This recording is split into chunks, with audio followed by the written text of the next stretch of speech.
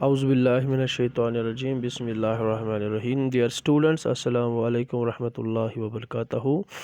हम पढ़ रहे क्लास 11th हिस्ट्री का नोमैडिक एम्पायर्स। नोमैडिक एम्पायर्स में हमने देखा कि चंगेज़ खान ने कैसे एक मंगोल सल्तनत जो है नोमैडिक एम्पायर का कैसे कंस्ट्रक्शन की। ठीक है, उसकी मिलिट्री पावर को देखेंगे। आज हम देखेंगे कि चंगेज़ खान ने किन किन जगहों पे अपने दौर में ये चंगेज़ खान ने किन किन जगहों पे अपने दौर में ये कब्ज़ा कर लिया। ठीक है, हिज कॉन्केस्ट्स चाइना, ट्रांसजोनिया, ख्वाज़ारम, समरकंद, हेरात। ठीक है, अज़रबैजान, रशिया बिटवीन 1219 to 1222। ठीक है, तो 3 साल में उसने इतनी जगहों पे कब्ज़ा किया और कैसे किया। जैसे कि आपको पता है कि चंगेज़ खान एक बहुत ही सिपह सालार एक जंगजू था। तो उसका पहला कंसर्न ये था, उसका पहला कंसर्न जो था तो चाइना को ये करना, चाइना पे कब्ज़ा करना। ठीक है, तो चाइना जो उस टाइम था, ये 3 डायनासिटीज़ में इस पे इस टाइम 3 डायनासिटीज़ रूल कर रहे थे।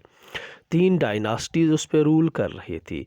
ठीक, हिस्सा पीपल ऑफ तिब्बतियन जो ओरिजिन थी वो वेस्टर्न प्रोविंसेस पे रूल कर रहे थे। ठीक है, तो वेस्टर्न प्रोविंसेस पे कौन सी हिस्सा डायनासिटी रूल कर रही थी, जो तिब्बतियन ओरिजिन के लोग थे वहाँ पे ये उन पे वो वेस्टर्न प्रोविंस। तो चीन डायनासिटी कहाँ पे रूल कर रही थी। चीन डायनासिटी जो थी ये नॉर्थ चाइना पे रूल कर रही थी फ्रॉम द पिकिंग। तो चाइना नॉर्थ चाइना पे वो रूल कर रही थी। ठीक है, और सुंग डायनासिटी जो थी वो साउथ चाइना पे रूल कर रही थी।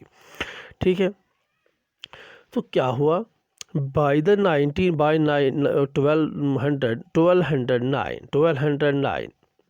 ठीक है, 1209 सीसा। ठीक है, हिस्सा वायर डिफीटेड।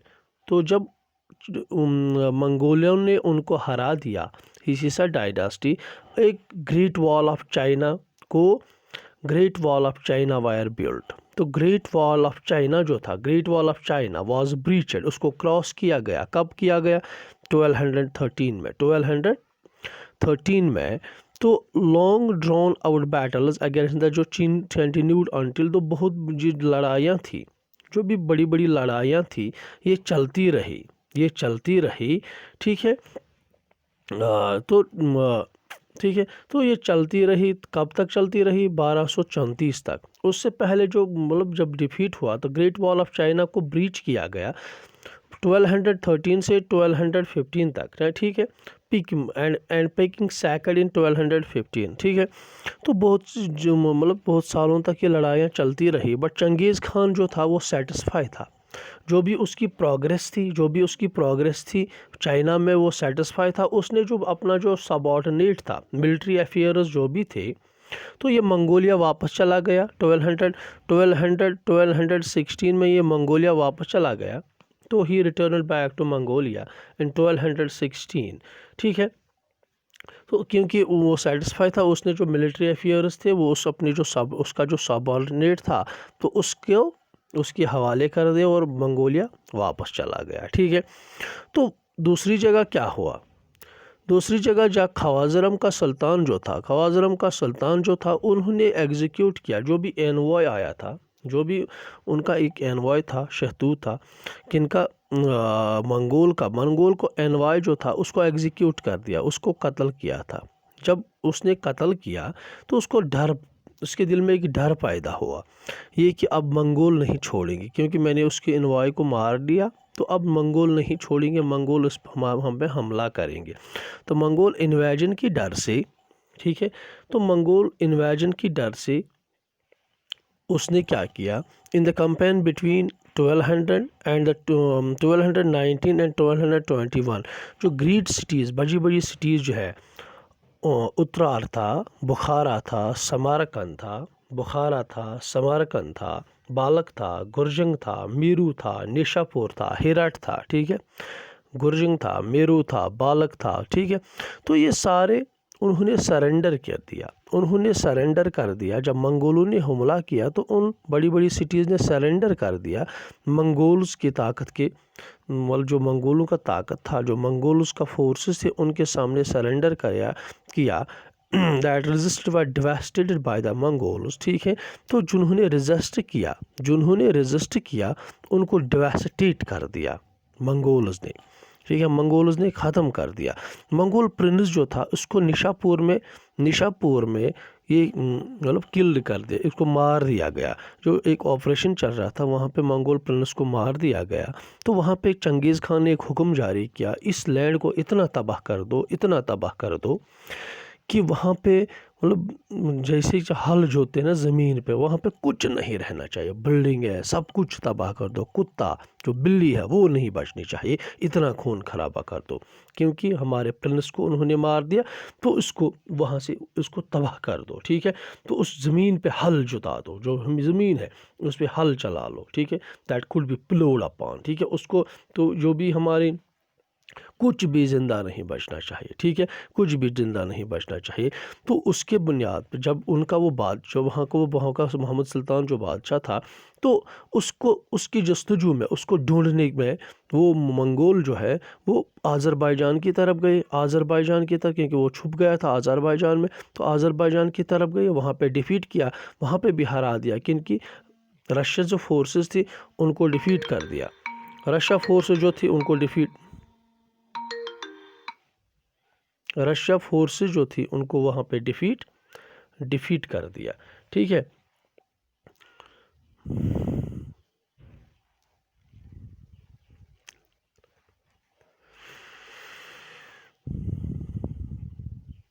वहाँ पे जो रशिया फोर्सेस थी उनको डिफीट कर दिया। दूसरी जो विंग उसकी थी वो कहाँ पे, वो सुल्तान के बेटे जो जलालुद्दीन था उसके पीछे चले गई, कहाँ, अफ़गानिस्तान और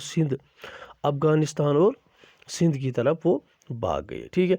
उसके बाद क्या हुआ, जब चंगेज़ खान यहाँ पे पहुँचा तो इंडिया पे क्यों नहीं उसने कुछ कब्जा किया। जब इंदस की बैंक पे पहुँचा, चंगेज़ खान ने ये कंसिडर किया अब हम मंगोलिया वापस जाते हैं, तो नॉर्थ इंडिया और आसाम से जाके मंगोल वापस जाते हैं, ठीक है।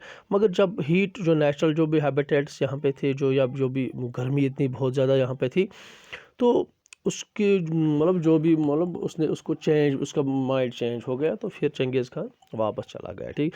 और चंगेज़ खान कब उसकी जो डेथ हुई वो 1227 में उसकी डेथ हो गई थी, ठीक है। तो ये था चंगेज़ खान की अचीवमेंट्स। तो अचीवमेंट्स क्या थे, तो हिज एबिलिटी जो भी थी, तो इसकी एबिलिटी बहुत ही बड़ी थी। He was a military commander, तो बहुत ही एबल मिलिट्री कमांडर था। ट्रांसफॉर्म डिफरेंट एस्पेक्ट्स ऑफ जो स्टीप कंपैट्स जो भी थे, जो भी मतलब वो चराहों पे रहते थे, वो खाना बदोश लोग थे, उसने बहुत ही मिलिट्री स्ट्रैटेजीज से बहुत ही इंपॉर्टेंट रीजन उसकी एस्ट्रोलॉजी सक्सेस के, जो भी उसकी सक्सेस हुई थी, जो भी उसने दुनिया पे कब्ज़ा किया था, बहुत सारी जगहों पे कब्ज़ा किया था, तो उसकी मतलब जो भी उसकी मिलिट्री स्ट्रैटेजीज थी वो कमाल की थी।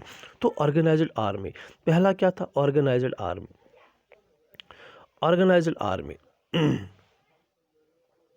तो he made a great effort to organise the army, तो उसने बहुत ही बड़ा एफर्ट दिया, क्योंकि एक स्ट्रिक्ट डिसिप्लिन आर्मी में एक स्ट्रिक्ट डिसिप्लिन कायम कर सके, और एक अच्छी आर्मी उसने बना ली थी, ठीक है।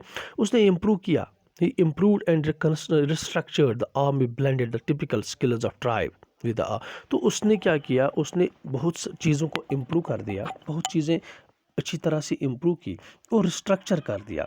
जो भी आर्मी है, army to blend the typical skills, जो भी मतलब ट्राइब के लोग थे, जो भी उसके कबीले के लोग थे, उनमें आर्मी स्किल्स पैदा किए, ठीक है। हॉर्स राइडिंग स्किल्स सिखा दिए, तीर चलाना सिखा दिए। Mongols and Turks provide speed and mobility, तो जो भी मतलब हॉर्स राइडिंग सिखा दी, तीर चलाना, बहुत कुछ जो भी आर्मी स्किल्स होते हैं वहाँ पे, ठीक है।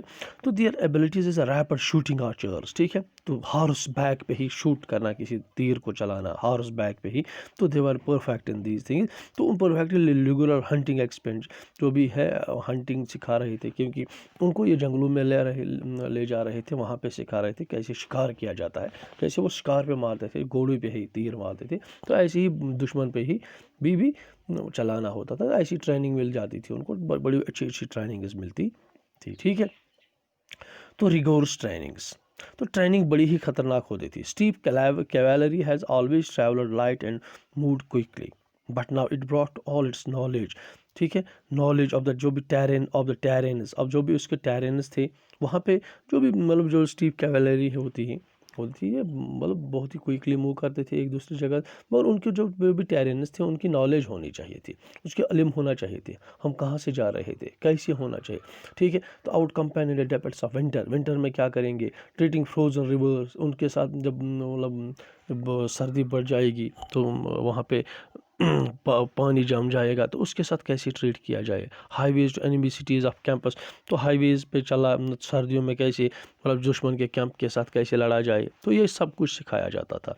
ही learn that the importance of the siege, तो कैसे मतलब एक जो किसी पे मतलब ये घात लगाना या जो आप कहते हैं एम्बुश लगाना, तो कैसे लगाया जाता है। Engineers prepare light portable equipments, तो उसके जो इंजीनियर्स थे उन्होंने कुछ ऐसे पोर्टेबल इक्विपमेंट्स बनाए थे use against the opponents with the devastating effect, तो जो दुश्मन के खिलाफ ऐसे इस्तेमाल होते थे, उनका बड़ा ही खतरनाक असर रहता, तो उनका बड़ा ही असर रहता था और उनका बड़ा ही यह।